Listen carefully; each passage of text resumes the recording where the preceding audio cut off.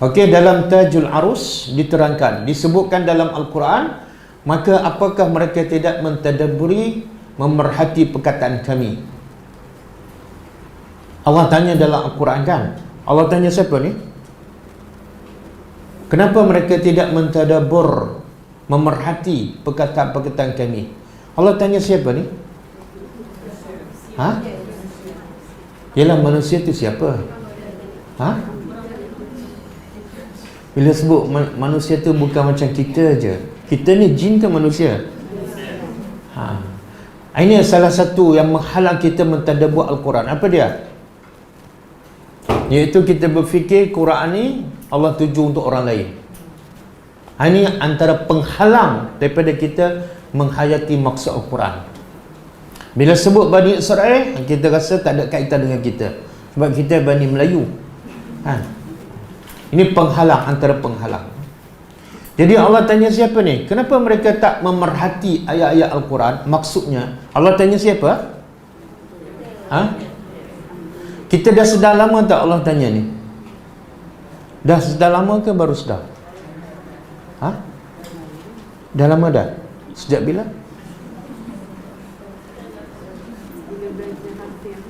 Bila belajar harfiah. Okey, lepas sedar tu dah berapa ayat yang kita dah tadabbur, dah faham? Itu belum tadabbur. Kalau kita tadabbur, bila Allah tanya, lepas kita faham, Allah tanya, sampai bila ni kamu tak nak faham ayat ni? Asyik baca je. Kalau kita faham masa tu, apa kita buat? Kita berhenti baca untuk khatam, kita berhenti baca untuk dapat pahala. Sebab apa? Yang Allah tanya, kenapa tak khatam? Bukan itu soalan dia. Allah tak tanya, kenapa kenapa tak hafal? Bukan itu soalannya. Ya Allah soal apa dia? Kenapa tak faham? Kalau kita faham soalan yang Allah tanya, mulai daripada kefahaman itu kita akan belek satu-satu maksud ayat.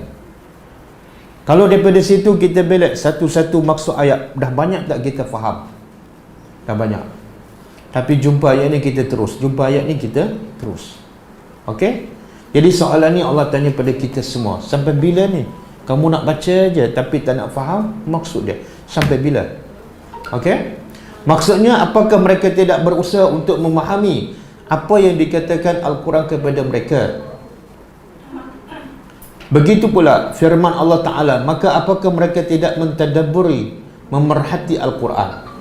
Dua ayat yang berbeza, tapi maksudnya sama. Bila Allah tanya soalan sama berulang kali, menunjukkan apa? Penegasan kan? Kita kalau cakap anak kita, bila nak baca buku, lepas tu dia tak baca, kita tanya lagi tak? Soalan yang sama kan? Itu menunjukkan apa? Menunjukkan apa? Anak kita tak baca lah. Betul? Begitu juga bila Allah tanya, menunjukkan apa? Ramai lagi hamba-hamba dia yang tak faham ayat Quran.